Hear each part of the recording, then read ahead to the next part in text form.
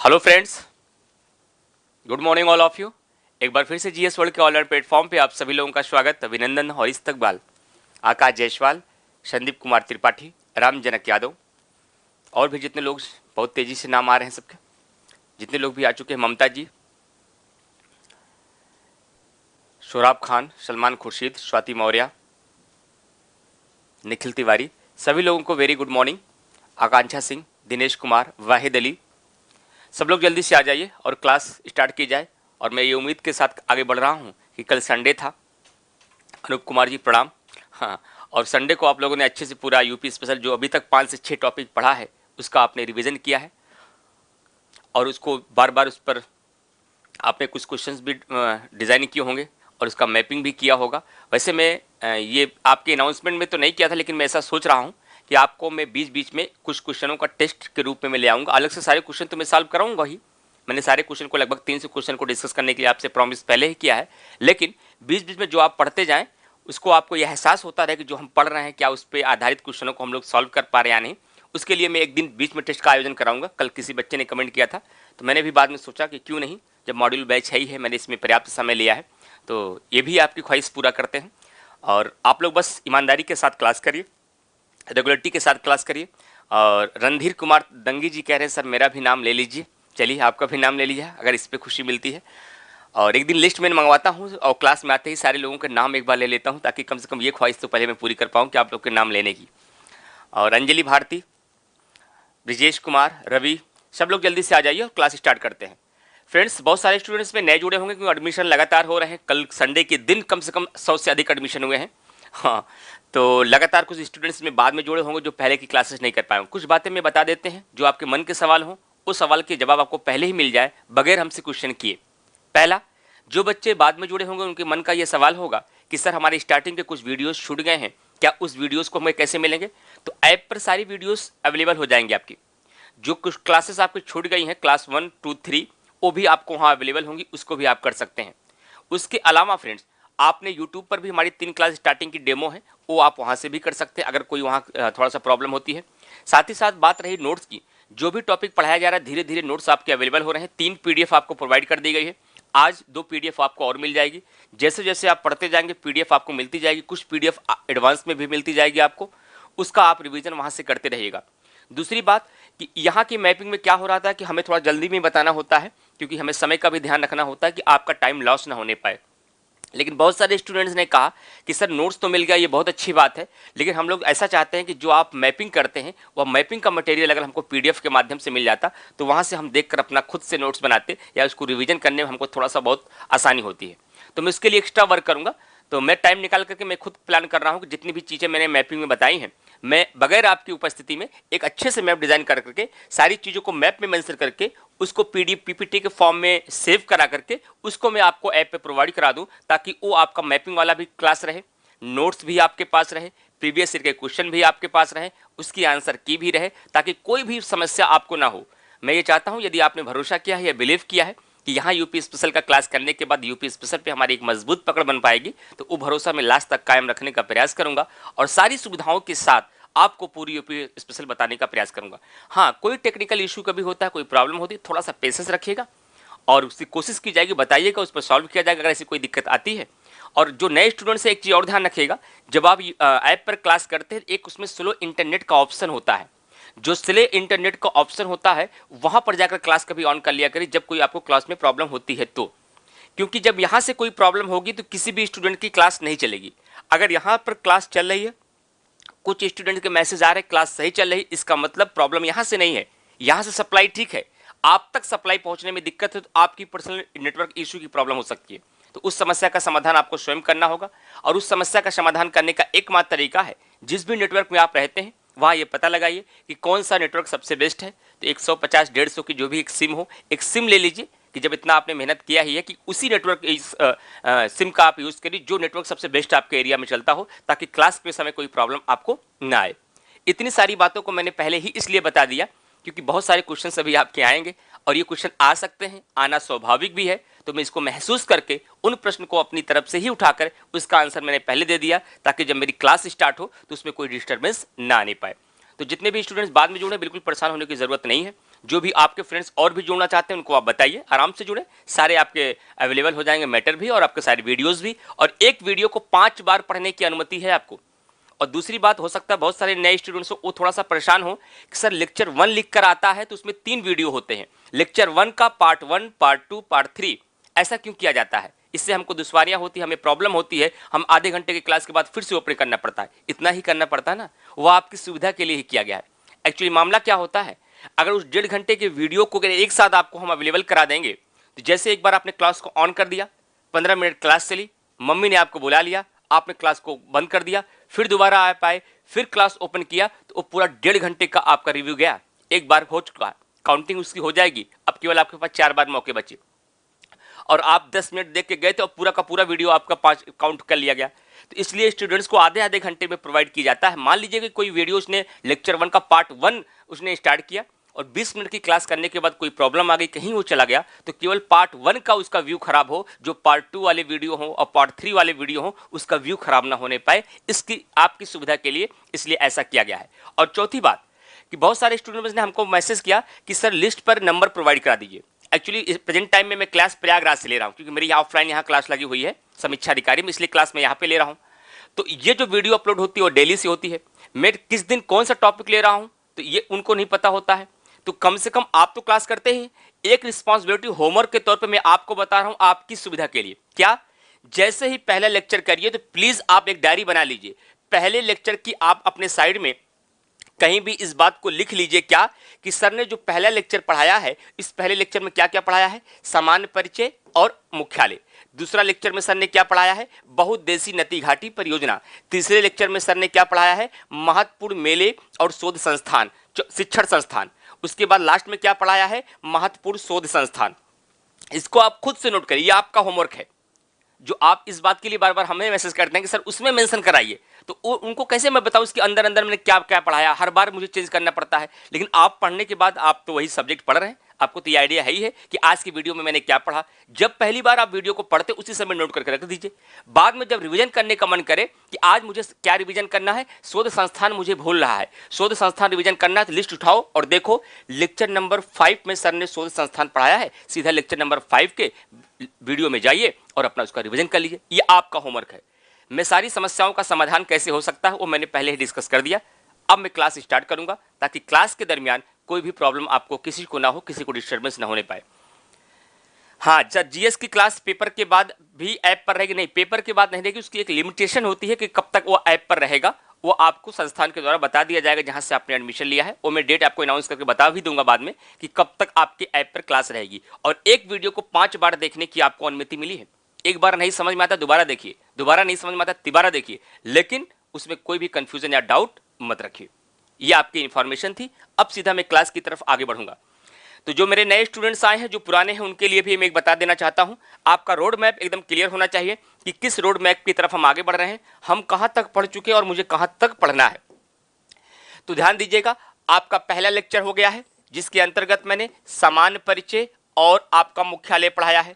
फिर आपका दूसरा लेक्चर हुआ जिसके अंतर्गत मैंने आपको बहुउद्देशीय नदी घाटी परियोजनाएं, और साथ ही साथ इसी दूसरे लेक्चर में ही मैंने आपको उत्तर प्रदेश के महत्वपूर्ण लोक नृत्य और लोकगीत आपको पढ़ाए थे, अगर आपको याद आ रहा होगा तब। ये 2 लेक्चर दूसरे लेक्चर में था। फिर जब तीसरे लेक्चर में आप आए तो मैंने आपको उत्तर प्रदेश के महत्वपूर्ण शिक्षण संस्थान पढ़ाए और शिक्षण संस्थान के बारे में पूरा विस्तार से सब कुछ आपको बताया गया। उसके बाद जब चौथे लेक्चर की तरफ आप बढ़े तब आपको लास्ट लेक्चर में मैंने उत्तर प्रदेश के महत्वपूर्ण शोध संस्थान बढ़ाए। क्या बताए? उत्तर प्रदेश के महत्वपूर्ण शोध संस्थान आपको मैंने बताए। और इसमें बहुत सारी और भी पॉइंट मैंने ललित कलाएं को भी डिस्कशन किया था, कौन कौन सी ललित कलाएं हैं उसका भी डिस्कशन मैंने किया था। इतने टॉपिक आपके क्लियर हो चुके हैं, तो ये आपकी रिस्पॉन्सिबिलिटी है, इसको अच्छे से प्रिपेयर करिए, बार बार इसका रिवीजन करिए और इसको दोहराते रहिए ताकि चीजें भूलने ना पाए। साथ ही साथ इसके सारे पॉइंट्स में मैंने जितने नोट्स आपके थे वो लगभग पहुंच चुके हैं, कुछ एक्स्ट्रा नोट्स भी आपके पहुंचे हैं। लोकगीत और लोक नृत्य को मैंने बता दिया था, लेकिन इसके संबंध में कुछ और भी तथ्य बताने थे जो आज की क्लास में मैं मेंशन करूंगा। बाकी सारी चीजें एकदम क्लियर हो चुकी हैं। अब मैं आज की क्लास में जो डिस्कस करने वाला हूं, आज का टॉपिक मैं पहले डिस्कस कर देता हूं। आज हमसे हमारे साथ आप क्या पढ़ने वाले हैं, तो ध्यान दे लीजिएगा। आज के क्लास में आप पढ़ेंगे हमसे उत्तर प्रदेश के महत्वपूर्ण वन्यजीव विहार एवं पक्षी विहार। एवं पश्चिम बिहार पढ़ेंगे। और ध्यान रखिएगा, यदि हमारे पास टाइम बचेगा लास्ट में तो उत्तर प्रदेश के महत्वपूर्ण व्यक्ति, उत्तर प्रदेश के महत्वपूर्ण व्यक्ति एवं उनसे संबंधित जिले को देखेंगे कि कौन कौन सी ऐसी महत्वपूर्ण हस्तियां रहीं जो सामाजिक स्तर पर, ऐतिहासिक स्तर पर, साहित्यिक स्तर पर, राजनीतिक स्तर पर या राष्ट्रीय आंदोलन के तहत देश का नेतृत्व किया हो और उनका संबंध उत्तर प्रदेश से होगा। तो उनका जन्म उत्तर प्रदेश में कहाँ पे हुआ, यदि उनको उत्तर प्रदेश के किसी क्रांतिकारी से कहीं से भी संबंधित थे, यदि उत्तर प्रदेश में उनकी समाधि स्थल बनाई गई है, यदि उनकी मृत्यु हुई है तो कहाँ पे हुई है उसको जानेंगे। सर पीडीएफ कब मिलेगा? पीडीएफ फ्रेंड्स आपको 3 प्रोवाइड की जा चुकी है। वो आप जहां पे क्लास करते हैं वहीं साइड में लिखा होगा स्टडी मटेरियल, ऐसे लिखा होगा ब्लू कलर में स्टडी मटेरियल। और इस स्टडी मटेरियल पे जाकर आप क्लिक करिए। जब यहां जाकर आप क्लिक करेंगे तो पीडीएफ नीचे शो होने का लगेगा और 3 पीडीएफ आपको प्रोवाइड कर दी गई है और 2 पीडीएफ आज शाम तक आपको और मिल जाएगी। तो जितनी क्लास अब तक हुई है वो प्यारे पीडीएफ आपको अवेलेबल वहीं पर हो जाएंगे। जिसका आप चाहते हैं तो आप प्रिंट आउट निकाल कर भी पढ़ सकते हैं और यदि आप चाहते हैं तो उसको आप मोबाइल से ही अपने पीडीएफ में डाउनलोड करके मोबाइल से ही पढ़िए। ये आपकी सुविधा के अनुसार है, जैसा आप चाहते हैं। क्लियर? चलिए कुलदीप कुमार जी, मैं आपके कमेंट को देख रहा हूं, बिल्कुल बहुत अच्छी बात, शुक्रिया इस बात के लिए। चलिए अब हमको चलना है वन्यजीव बिहार की तरफ, लेकिन जो हमारी पढ़ाई की आदत में शुमार है, जो हमारी स्ट्रेटजी मेन होती है, वह स्ट्रेटजी हमारी क्या होती है फ्रेंड्स, आपको शायद पता भी होगा कि जो कुछ भी हम पढ़ते हैं बगैर रिवीजन करे आगे नहीं बढ़ते हैं। हमारा फोकस जितना पढ़ने में होता है उससे कहीं ज्यादा फोकस हमारा रिवीजन में होता है, क्योंकि रिवीजन ही वह ब्रह्मास्त्र है जिसकी वजह से हम अपनी पढ़ी हुई चीजों को अपने पास संजो कर रख पाते हैं। हम लोगों ने लास्ट क्लास में आपको उत्तर प्रदेश के महत्वपूर्ण शोध संस्थान पढ़ाए थे। मैं कुछ महत्वपूर्ण शोध संस्थानों को अपनी तरफ से बोलता हूं, आप खुद से चेक करके देखिए। जो लोग मेरी क्लासेस कर चुके हैं, क्या वो शोध संस्थान आपके माइंड में हैं या धीरे धीरे भूलते जा रहे हैं आप? मैंने शोध संस्थान में बताया था कि उत्तर प्रदेश का जब शोध संस्थान होगा वहां से कम 10 से 12 ऐसे शोध संस्थान हैं जो पिछले 20 वर्षों में 90% आपके एग्जाम में पूछे गए हैं और आगामी परीक्षाओं में भी वही पूछे जाएंगे। जैसे मैंने आपसे कहा, ठीक, इसीलिए मैं बीच में, लव तिवारी जी मैं आपके कमेंट को देख रहा हूं, देखिए किसी एक स्टूडेंट ने कमेंट किया, सर कमेंट के लिए लास्ट में टाइम दीजिए, बीच में बहुत डिस्टर्बेंस होता है। बिल्कुल, मैं बीच में कोई भी कमेंट के किसी का लूंगा नहीं, पूरे क्लास को अच्छे से आप पढ़िए, लास्ट में जो आपको क्वेरी होगी वहां हम लोग डिस्कस कर लेंगे। अब आगे चलते हैं फ्रेंड्स। तो मैंने आपसे कहा था उत्तर प्रदेश गन्ना अनुसंधान परिषद पूछा जाएगा, तो इसका जवाब क्या होगा? सोचिए, आंसर आ गया। उत्तर प्रदेश गन्ना अनुसंधान परिषद कहां पर है? यह शाहजहांपुर में है। लेकिन भारतीय गन्ना अनुसंधान केंद्र कहां पर है? राष्ट्रीय गन्ना अनुसंधान केंद्र कहां पर है? केंद्रीय गन्ना अनुसंधान केंद्र कहां पर है? क्या ये तीनों अलग अलग अनुसंधान संस्थान है कि एक ही अनुसंधान संस्थान है, एक ही शोध संस्थान है? और ये तीनों कहां है? आपके लखनऊ में है। लेकिन मान लीजिए एग्जामिनर आपको फंसाने का प्रयास करे और वहां पूछा जाए कि Indian sugar cane institute of technology कहां स्थित है? Indian institute of sugar cane लिखने का मतलब क्या हुआ? सर आज आपकी क्लास लाइव अटेंड नहीं कर पाऊंगा सर, ठीक है बाद में आप कर लीजिएगा। चलिए, तो आपसे मैंने बताया शुगर केन में आपको कंफ्यूज नहीं होना है, उसी गन्ने को शुगर केन में करके आपसे पूछ रहा हूं, उसका भी जवाब लखनऊ होगा। लेकिन यहीं पर थोड़ा सा ध्यान देना है, यदि पूछा जाए राष्ट्रीय चीनी अनुसंधान संस्थान, राष्ट्रीय चीनी अनुसंधान संस्थान की बात की जाए तो आपका आंसर क्या हो जाएगा? कानपुर हो जाएगा। ये मैंने आपको समझाया था। उसके बाद मैंने कहा था भारतीय पशु चिकित्सा अनुसंधान संस्थान, क्या भारतीय पशु चिकित्सा अनुसंधान संस्थान पूछा जाएगा तो आपका आंसर क्या होगा? बरेली। अगर बरेली ऑप्शन में न रहे तो क्या रहेगा? इज्जतनगर, क्योंकि इज्जतनगर कहां पर है? बरेली में है। लेकिन यहीं से यदि क्वेश्चन बदल दिया जाए और पूछा जाए कि दीनदयाल उपाध्याय पशु चिकित्सा अनुसंधान संस्थान क्या है, अगर केवल पशु चिकित्सा के नाम पे आप याद करने का प्रयास करेंगे तो आप फंस जाएंगे। आपको याद इस आधार पर करना है कि सर ने बताया है कि भारतीय पशु चिकित्सा अनुसंधान संस्थान अलग है, जबकि आपका दीनदयाल उपाध्याय पशु चिकित्सा संस्थान जो है ये आपका मथुरा में है। वहीं पर गौ अनुसंधान संस्थान भी बताया गया है। उसी मथुरा में सर्वाधिक मेले भी लगते हैं। उसी मथुरा में गोकुल बैराज परियोजना भी है जो कि मथुरा में यमुना नदी पर बनी है। यही मथुरा उत्तर प्रदेश का न्यूनतम वर्षा वाला जिला भी है। आपको इतनी सारी बातें मैंने मथुरा के संबंध में और भी बताया है। उसके अलावा फिर मैंने आपको बताया था घास एवं चारा अनुसंधान संस्थान, क्या? घास एवं चारा अनुसंधान संस्थान, ये आपके एग्जाम में बहुत पूछा जाता है। तो घास एवं चारा अनुसंधान संस्थान कहां है फ्रेंड्स? तो घास एवं चारा अनुसंधान संस्थान उत्तर प्रदेश के झांसी में है। और यहां पर एक महोत्सव मनाया जाता है। कौन सा महोत्सव? आयुर्वेद महोत्सव मनाया जाता है। इसी झांसी में आयुर्वेद महोत्सव मनाया जाता है। यही झांसी एक ऐसा जिला है जो ललितपुर को स्पर्श करता है। यही झांसी वह है जहां पे माता टीला बांध बनाया गया है। यही झांसी वह है जहां पर पथरई बांध बना गया है। तो जो जो जिले का नाम मैं लेता रहूं, जो जो आप पढ़ चुके हैं, आपके दिमाग में रिकॉल करना चाहिए। अगर रिकॉल नहीं हो रहा है, इसका मतलब पढ़ाई ठीक से नहीं हो रही है। रिकॉल हो रहा है, इसका मतलब आप सही डायरेक्शन में चल रहे हैं। आगे चलते हैं। उसके बाद मैंने आपसे कहा कि साग भाजी अनुसंधान संस्थान भी एग्जाम में बहुत पूछा जाता है। और साग भाजी अनुसंधान संस्थान कहाँ है? ये आपके उत्तर प्रदेश के वाराणसी में है। कहाँ पे है? उत्तर प्रदेश की वाराणसी में है। और साथ ही साथ मैंने आपसे कहा था एक दलहन शोध संस्थान पूछा जाता है। ये कहाँ पर है? ये भी आपका कानपुर में। कहाँ पे है? दलहन शोध संस्थान। हैंडलूम की अगर बात की जाए तो हैंडलूम वाली जो बात मैंने बताई थी, ये भी आपका वाराणसी में हो जाता है। उसके बाद मैंने कहा था paper technology, paper and pulp technology आपके एग्जाम में खूब पूछा जाता है। ये कहां पर है? ये आपके सहारनपुर में है। कहां पर है? सहारनपुर में है। इसे भी आप याद रखिएगा। ये शोध संस्थान भी आपके एग्जाम में खूब आता है। केंद्रीय बकरी अनुसंधान संस्थान, ये भी आपका मथुरा में है।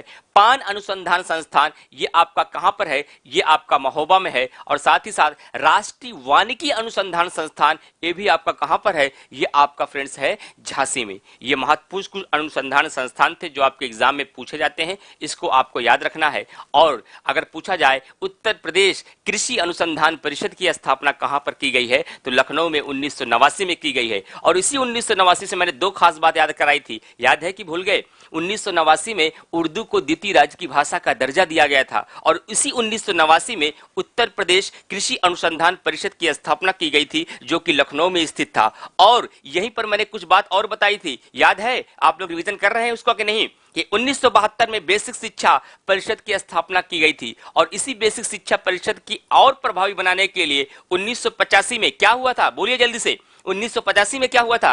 1985 में बेसिक शिक्षा निदेशालय की स्थापना की गई थी। और क्या बताया था यहाँ पे? और मैंने ये बताया था कि 1972 में ही उत्तर प्रदेश उर्दू अकादमी की स्थापना की गई थी। और 1976 में उत्तर प्रदेश हिंदी संस्थान की स्थापना की गई थी। 1976 में ही उत्तर प्रदेश संस्कृत संस्थान की स्थापना की गई थी। और मैंने कहा था यहां से दो प्रश्न आयोग बहुत पूछता है। क्या? पहला प्रश्न पूछता है कि विश्व भारती पुरस्कार किसके द्वारा दिया जाता है? किस संस्थान के द्वारा विश्व भारती पुरस्कार दिया जाता है? तो जल्दी से बताइए। मैंने तरीका बताया था कि एग्जाम में आप भूलेंगे, लेकिन भूलने से बचने के लिए क्या करना है, यह तरीका भी मैंने आपको सिखाया था। तो ध्यान रखिएगा, विश्व भारती पुरस्कार किसके द्वारा दिया जाता है? तो विश्व भारती पुरस्कार यह संस्कृत संस्थान के द्वारा दिया जाता है, जबकि भारत भारती पुरस्कार यह हिंदी संस्थान के द्वारा दिया जाता है। ये दोनों क्वेश्चन यूपी स्पेशल में पूछे जाते हैं, इसको भी ध्यान रखिएगा। क्लियर? तो अब तक की क्लास को मैंने रिवीजन के रूप में लिया। जो कुछ भी हमने पढ़ा था, कितनी चीजें याद आ रही, कितना नहीं, इसी तरीके से आप सेल्फ किया करिए। जब सफर में रहिए, रास्ते में रहिए, खाली बैठे रहिए, तो खाली बैठकर कुछ और सोचने से बेहतर है अपने विषय को सोचो। अपने विषय को सोचोगे तो शायद आपका भविष्य बेहतर बनेगा। क्लियर? चलिए अब हम आगे चलते हैं उत्तर प्रदेश के वन्य जीव विहार एवं पक्षी विहार की तरफ से। क्लियर? तो बिल्कुल रेडी हो जाइए वन्य जीव विहार एवं पक्षी विहार पढ़ने के लिए। तो ध्यान दीजिएगा फ्रेंड्स, वन्य जीव विहार एवं पक्षी विहार को पढ़ाते समय आपको दो बातों का ध्यान रखना है। पहले इसकी मैं बेसिक बातों को आपको बता देता हूं फ्रेंड्स, यहां ये ध्यान रखिएगा। उसके बाद वन्य जीव विहार एवं पक्षी विहार के संबंध में मैपिंग के माध्यम से मैं सारे पॉइंट को बताने का प्रयास करूंगा कि कौन कौन सा वन्य जीव विहार, कौन कौन सा पक्षी विहार उत्तर प्रदेश के किस जिले में है। पहले इसकी मैं थोड़ा इतिहास को बताता हूं, थोड़ा सामान्य ज्ञान को बताता हूं, जो वन लाइनर के रूप में प्रश्न आते हैं, फिर बाकी मैपिंग से मैं समझाऊंगा आपको। क्लियर? चलिए आगे बढ़ते हैं। उत्तर प्रदेश वन्य जीव एवं पक्षी विहार। देश के प्रथम वन्य जीव परिरक्षण की स्थापना कब की गई? ध्यान रखिएगा, देश के प्रथम वन्य जीव परिरक्षण की स्थापना उत्तर प्रदेश में वर्ष 1956 में की गई। कब की गई? 1956 में की गई। यह फैक्ट के रूप में सवाल पूछा गया है। क्या कार्य है इसका? इसका कार्य क्या है? इसका कार्य है कि प्रदेश में वन्य जीवों की सुरक्षा करना, आधुनिक एवं वैज्ञानिक पद्धति से सघन वन्य जीव प्रबंधन, साथ ही राष्ट्रीय उद्यानों, वन विहारों एवं पक्षी विहारों का विकास करना है। और कई बार आप क्या देखते हैं कि बहुत सारे पक्षियों का विलुप्तीकरण हो जाता है, धीरे धीरे वह संकटग्रस्त श्रेणी में आ जाते हैं और उन्हें रेड डेटा सूची में डाल दिया जाता है। कैसे उनको बचाया जाए, उनके विलुप्तीकरण से कैसे बचाया जाए, तो उसको ध्यान रखिएगा। दिनेश कुमार जी कह रहे हैं सर क्लास 20-20 में रुक जा रही है तो नेटवर्क प्रॉब्लम होगी, क्योंकि और बच्चों के फ्रेंड्स कमेंट्स आ रहे हैं। जब सबकी रुकने लगेगी तो अब तब प्रॉब्लम यहां से होगी। हम अपने सामने क्लास ऑन करके रखे हैं, इसीलिए स्क्रीन पे क्लास चल रही है। जैसे ही यहाँ की कोई नेटवर्किंग प्रॉब्लम होगी तो क्लास यहाँ रुक जाएगी। यहाँ क्लास चलने का मतलब यहाँ की डिलीवरी क्लियर है। आप अपने थोड़ा नेटवर्क इश्यू पे फ्रेंड्स थोड़ा काम करिए। आगे चलते हैं। देश में वन्य जीवों के संरक्षण की सर्वोच्च संस्था क्या है? भारतीय वन्य जीव बोर्ड है। यह क्वेश्चन पूछा गया है पीसीएस में कि देश में वन्य जीवों के संरक्षण की सर्वोच्च संस्था का क्या नाम है? वन्य जीव बोर्ड है। और एक बार तो क्वेश्चन पूछा गया पर्यावरण में कि वन्य जीव बोर्ड का अध्यक्ष कौन होता है? कौन होता है? वन्य जीव बोर्ड का अध्यक्ष कौन होता है? तो फ्रेंड ध्यान रखिएगा, भारतीय वन्य जीव बोर्ड का अध्यक्ष भारत का प्रधानमंत्री होता है। भारतीय वन्य जीव बोर्ड का अध्यक्ष भारत का प्रधानमंत्री होता है। जिनकी क्लास में प्रॉब्लम हो थोड़ा स्लो इंटरनेट पे क्लास करिए, ऑप्शन में जाकर के क्लास एकदम सही चलेगी आपकी। भारतीय वन्य जीव बोर्ड का अध्यक्ष भारत का प्रधानमंत्री होता है। तो पहले स्लाइड से 5 क्वेश्चन हमारे तैयार हुए कि देश के प्रथम वन्य जीव परिरक्षण की स्थापना उत्तर प्रदेश में 1956 में की गई। और साथ ही साथ इसके कॉन्सेप्ट क्या है कि इसकी सुरक्षा के लिए, इसकी वैज्ञानिक पद्धति से इनके विकास के लिए, विलुप्त हो रहे पक्षी और जानवरों के लिए उनके संरक्षण के संबंध में इसको बनाया जाता है। और देश में वन्य जीव के संरक्षण की जो सबसे बड़ी संस्था है उसका नाम है वन्य जीव बोर्ड, भारतीय वन्य जीव बोर्ड। और ये भारतीय वन्य जीव बोर्ड का जो अध्यक्ष होता है वह भारत का प्रधानमंत्री होता है। जैसे नीति आयोग का अध्यक्ष भारत का प्रधानमंत्री होता है। और वर्तमान में भारतीय वन्य जीव बोर्ड के अध्यक्ष कौन कहलाएंगे? आदरणीय नरेंद्र मोदी जी कहलाएंगे। क्लियर? आगे बढ़ते हैं। देश का पहला वन्य जीव विहार मोतीपुर वन्य जीव विहार है। देश की बात कर रहे हैं, भारत के साथ तुलना करते हुए। जैसे में भारत का क्षेत्रफल 32,87,263 वर्ग किलोमीटर, लेकिन उत्तर प्रदेश का क्षेत्रफल 2,40,928 वर्ग किलोमीटर। जैसे भारत का जनसंख्या लगभग 125 करोड़, लेकिन उत्तर प्रदेश की जनसंख्या 19,98,12,341। तो तुलनात्मक रूप से चीजों को पढ़ेंगे तो चीजें और क्लियर होंगी। तो देश का पहला वन्यजीव विहार मोतीपुर वन्यजीव विहार है। कौन सा है? देश का पहला वन्यजीव विहार मोतीपुर वन्यजीव विहार है। इसका वर्तमान नाम राजाजी राष्ट्रीय उद्यान है। क्या है? इसका वर्तमान नाम राजाजी राष्ट्रीय उद्यान है, जो कि उत्तराखंड में है। कहां पर है? जो कि उत्तराखंड में है। और एशिया का पहला राष्ट्रीय उद्यान हैली राष्ट्रीय उद्यान है, और इसका वर्तमान नाम जिम कॉर्बेट राष्ट्रीय उद्यान है, जो कि उत्तराखंड में है। और उत्तर प्रदेश में वर्तमान में ये फ्रेंड्स जानकारी में तो घटता बढ़ता रहता है, लेकिन अभी नवीनतम डेटा के अनुसार उत्तर प्रदेश में वर्तमान में 24 वन्यजीवी अभ्यारण्य हैं, जिसमें से 11 वन्यजीव विहार और 13 पक्षी विहार हैं। लेकिन ये प्रश्न पूछा नहीं जाता है। क्यों? क्योंकि इसमें संख्याएं घटती भी रहती हैं और बढ़ती भी रहती हैं। ये क्वेश्चन आपका फेवरेट है आयोग का। ये तो पर्यावरण में, इंडियन ज्योग्राफी में भी पूछ लिया जाता है, यहां भी क्वेश्चन पूछा जाता है और कई बार इसका आप जवाब भी दिए हैं। क्या? कि भारत में वन्य प्राणी सुरक्षा या वन्य जीव प्राणी अधिनियम कब पारित किया गया? तो वन्य प्राणी सुरक्षा अधिनियम है, ये वर्ष 1972 में कब पारित किया गया? 1972 में पारित किया गया। और इसी के बाद 1973 में आपके एग्जाम में पूछा जाने वाला सवाल है क्या? कि 1973 में प्रोजेक्ट टाइगर की शुरुआत की गई। किसकी? प्रोजेक्ट टाइगर की शुरुआत की गई। वन्यजीव विहार, पक्षी विहार में वन्यजीव विहार के अंतर्गत केवल जीवों के संरक्षण के संबंध में कार्य किया जाता है, जबकि पक्षी विहार के अंतर्गत वहां जो पक्षी होते हैं उनके संरक्षण के संबंध में कार्य किया जाता है। सीमा जी क्लियर? आगे चलते हैं, आगे बढ़ते हैं। वर्ष 1973 में प्रोजेक्ट टाइगर की शुरुआत की गई। सारे फैक्ट को याद करते रहिए। फैक्ट देख रहे हैं यहां से, मैप से देखेंगे कॉन्सेप्ट। तो वर्ष 1973 में प्रोजेक्ट टाइगर की शुरुआत की गई है। कई किताबों में अलग अलग तरीके से पढ़ेंगे, तब जाकर कई डेटा मिलेंगे। आपको मौका मिला है कि एक ही जगह हमारे एग्जामिनेशन से पूछे जाने वाले जो सवाल हैं उसका कलेक्शन आपको एक जगह मिल जाएगा। कोई अनावश्यक पढ़ने की जरूरत नहीं है, कोई बुक्स पढ़ने की जरूरत नहीं है। बस इतना तैयार रखिए, आपका यूपी स्पेशल में कोई भी समस्या नहीं आएगी। किसी भी स्टेट से आप संबंधित रखते हो, बिहार से हो, गुजरात से हो, एमपी से हो, बिहार से हो, उत्तराखंड से हो, अगर उत्तर प्रदेश में परीक्षा देने आप आते हैं तो उत्तर प्रदेश के सवाल से बच के नहीं जा सकते। और उत्तर प्रदेश के सवाल ऐसे सवाल होंगे कि अन्य राज्यों के लिए भी अगर आप उत्तर प्रदेश में शामिल होते हैं तो आपको इसको मजबूत करना होगा। और खासकर यूपी वाले भाइयों के लिए तो ये इंपॉर्टेंट है ही है हर परीक्षा में। तो वर्ष 1973 में प्रोजेक्ट टाइगर की शुरुआत की गई है। अब देखते हैं वन तथा वन प्राणी विषय के संबंध में कुछ खास बातें। और प्रोजेक्ट एलिफेंट की शुरुआत 1992 से राज्य में शुरू किया गया। कब? 1992 से राज्य में शुरू किया गया। और इसका निर्माण बिजनौर और सहारनपुर जिलों में 744 वर्ग किलोमीटर स्क्वायर वन क्षेत्रों में किया गया। और भारत का पहला नाइट सफारी, ध्यान रखिएगा, भारत का पहला नाइट सफारी रात्रि वन्यजीव पार्क जो है ग्रेटर नोएडा में बनाया गया। कहां बनाया गया? ग्रेटर नोएडा में। और जब ये बात आती है, हमारे स्टूडेंट यहां बहुत फंसते हैं। एक होता है नाइट सफारी, एक होता है लायन सफारी।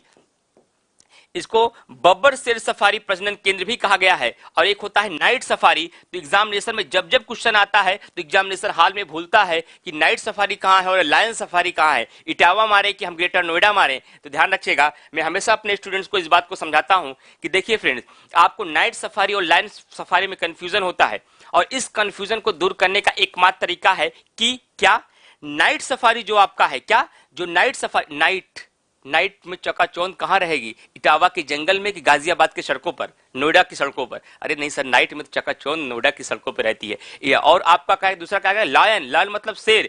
शेर कहां टहलेगा, चकाचौंध की लाइट में कि इटावा के जंगल में? नहीं सर, शेर तो इटावा के जंगल में रहेगा। तो यही लिंक याद रखिएगा, तो आपको कभी नहीं भूलेगा कि लायन सफारी इटावा में है, नाइट सफारी आपका ग्रेटर नोएडा में है। कभी कभी एग्जामिनेशन में क्वेश्चन यहां पे पूछा जाता है। क्लियर? तो इतनी बातों को फ्रेंड्स आप याद रखिएगा, ये एग्जाम में कई बार क्वेश्चन पूछे जाते हैं। अब आगे चलते हैं नेक्स्ट पॉइंट की तरफ, कि भारत का पहला नाइट सफारी राष्ट्रीय वन्य जीव पार्क जो है ये ग्रेटर नोएडा में बनाया गया है। यहां तो सारी बातें क्लियर हो गई। तो एक बार मैं फिर से क्विक रिवीजन कर देता हूं, कितने पॉइंट को आपको याद करना है। आपको मैंने कहा कि उत्तर प्रदेश में पहले परिरक्षण की स्थापना 1956 में की गई। इसका उद्देश्य क्या था, कि इसका उद्देश्य यही है कि जितने भी जीव जंतु हैं, जितने भी पक्षी हैं, उसको आधुनिक पद्धति से उसका प्रबंधन किस प्रकार से किया जाए, इसका हम ध्यान दें। और साथ ही साथ यदि उनका विलुप्तीकरण हो रहा है तो उनको विलुप्तीकरण से किस प्रकार से बचाया जाए। और साथ ही साथ कि देश में वन्य जीवों के संरक्षण की जो सबसे सर्वोच्च संस्था है वह भारतीय वन्य जीव बोर्ड है, और भारतीय वन्य जीव बोर्ड का जो अध्यक्ष होता है वह भारत का प्रधानमंत्री होता है।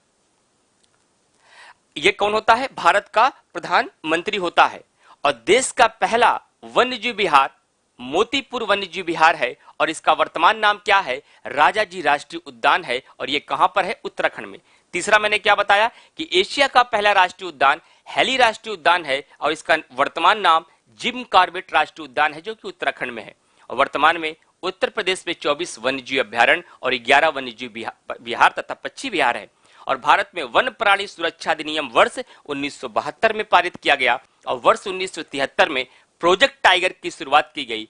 और प्रोजेक्ट एलिफेंट, ये भी आपके एग्जाम में पूछा जाता है, तो प्रोजेक्ट एलिफेंट 1992 से राज्य में शुरू किया गया, और इसका निर्माण बिजनौर व सहारनपुर जिलों के 744 किलोमीटर वन क्षेत्रों में किया गया है। और भारत का पहला नाइट सफारी पार्क रात्रि वन्यजीव पार्क जो है ये ग्रेटर नोएडा में बनाया गया है। लेकिन लायन सफारी की बात की जाए तो ये कहां बनाया गया है फ्रेंड्स, ये बनाया गया है आपका इटावा में। यहां तक बातें एकदम क्लियर हो रही हैं, कोई दिक्कत तो नहीं है। चलिए आगे बढ़ते हैं। इटावा के फिशर वन में बब्बर शेर प्रजनन केंद्र तथा लायन सफारी पार्क का निर्माण किया गया है। इसीलिए मैंने आपसे कहा कि लायन सफारी और बब्बर शेर प्रजनन केंद्र जो है इसकी जो किया गया है वो कहां पे किया गया है, इटावा में किया गया है। अब आगे चलते हैं कि वन तथा वन्य प्राणी विषय समवर्ती सूची में वर्ष 1976 में 42वें संविधान संशोधन के माध्यम से डाला गया।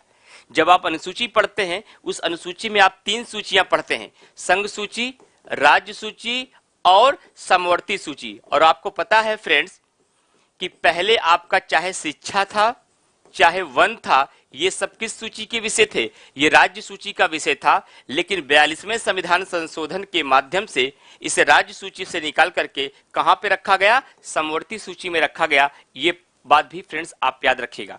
अब बात आती है टाइगर रिजर्व की।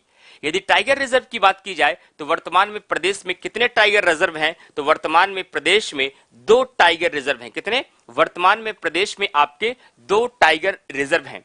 देखिए फ्रेंड्स, किसी भी टॉपिक को जब पढ़ते हैं आप ना, तो उस टॉपिक में में कितने क्वेश्चन इंपॉर्टेंट हैं, कितने नहीं इंपॉर्टेंट है, क्या पढ़ना है, क्या छोड़ना है, यही सबसे मुख्य बिंदु है जो आज तक नहीं जान पाते और आप इसी के पीछे भागते रहते। ये वाला तथ्य हमारा पार्टनर बताया था, हमने नहीं बताया, यही मुझे सीखना है। उसको सीखने के चक्कर में बढ़ते रहेंगे तो उसी तथ्य के पीछे भागेंगे, वो एग्जाम में नहीं आएगा। और मैं आपको इस क्लास में यही सिखाने का प्रयास कर रहा हूं कि किसी भी सब्जेक्ट में, किसी टॉपिक में कितना पढ़ना है, कितना छोड़ना है, ये आप यहां सीख जाएंगे। जितना पढ़ना है जो एग्जाम के लिए इंपॉर्टेंट है उसके इतर एक सिंगल वर्ड नहीं बताऊंगा मैं आपको, लेकिन जितना आपके एग्जाम में आ सकता है और जो आया है वो एक शब्द छूटेंगे भी नहीं। तो यदि अनावश्यक जानकारी की हमसे आप उम्मीद करेंगे तो वो बिल्कुल आपको नहीं मिलेगी। वो जानकारी के लिए गूगल बाबा है, वहां करिए, वहां जानकारी का आप भंडार